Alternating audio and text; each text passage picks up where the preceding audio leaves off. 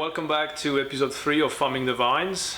Today we are inside. Unfortunately, we are expecting a little bit of rain and we have some very strong wind out there, so we will be doing our little review of the vineyard, talking about the spacing of the vines here and the different blocks and what we're doing that here on the estate.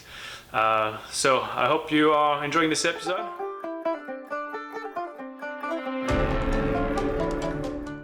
Estate here, we have, I would say, two main spacings in our blocks, in our vines. We have what we call a meter by meter planting, which is technically 3 feet between the vines and the 4 feet between the rows. This is a farming that farming style that we've done since 2008 now.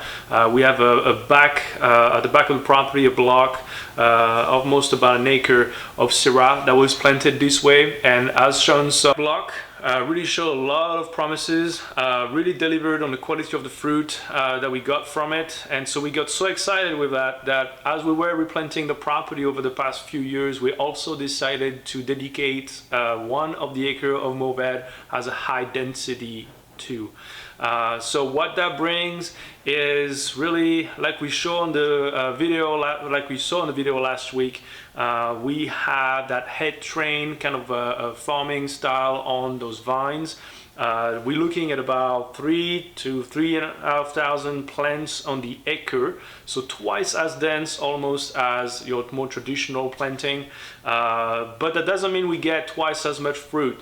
That high density planting, the vines will usually adapt to that. It creates a little bit of competitivity between the vines and the roots for nutrients availability in the soil, and that creates a little less fruit really. The plants will manage the fruit load mostly by itself. It worked very well with Cyril.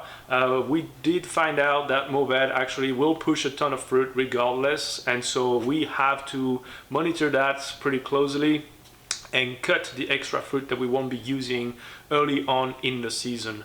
But those fruits, not only we're trying to get less clusters, less bunch of fruits per vines, also creates a smaller berry, which in terms during the winemaking process and during harvest there, as the fermentation goes on, less juice per berry turns out to be more concentrations as well from the vines. So we get that naturally by doing a high density farming out there. Now it is not no without all pros there.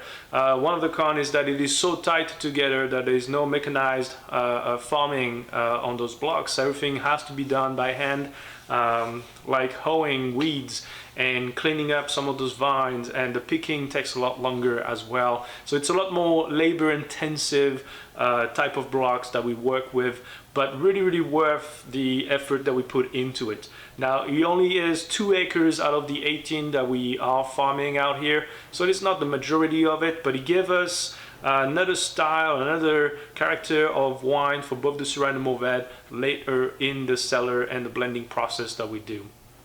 The second style of farming that we have here, and I will group the two together, it's a 7x4 and an 8x5, so 7 feet between the rows and 4 feet between vines, and we also have 8 feet between the rows and 5 feet between vines. So the 8x5 was something that Terry started with in the early 2000s. That was a more common spacing, and turns out over the time, farming knowledge and things that we've done out here, we've noticed that a 7x4 actually works perfectly for us. 7x4 is kind of your ultimate, most efficient way of farming grapes, at least here on our property.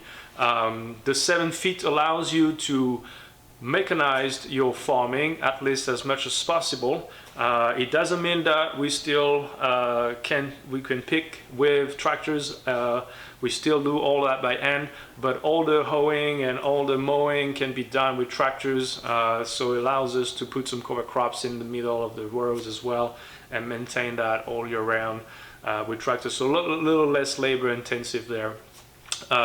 And the 4 feet between vines really gives you the exact right spacing that you need to lay down those canes and the shoots there on the wires. So if you do any wire training, your 4-5 feet is kind of what you're looking at in between plants. That's enough space to have a little bit of a gap in between the two shoots on the wire.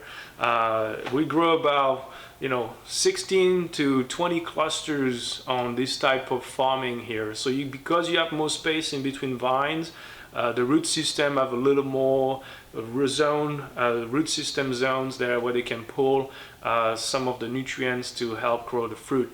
So it's, again, we're about 8 to 10 cluster on a high density, medium by meter farming, where we are about 16 to 20 clusters, so almost twice as much sometimes, depending the varietal that we can grow on a more traditional farming there. Hopefully that kind of enlightened you a little bit into some of the farmings and why people plant vines closer together or wider. Mostly I will say that the meter by meter, not a lot of people want to get into it just because of the labor that it requires to maintain those blocks healthy and clean. And I will say most of the people have now switched to a 7x4, some good density without being overwhelming, and enough nutrients for availability for all the vines to grow enough fruit and a good quality of fruit there. So thank you again for joining me for this month of farming the vines here. Next month we most likely will be talking about replanting and some of the graftings and why we do one against the other and what are the different things that you see out there in Paso and other wine areas. Thank you again, take care, and I'll see you guys next time.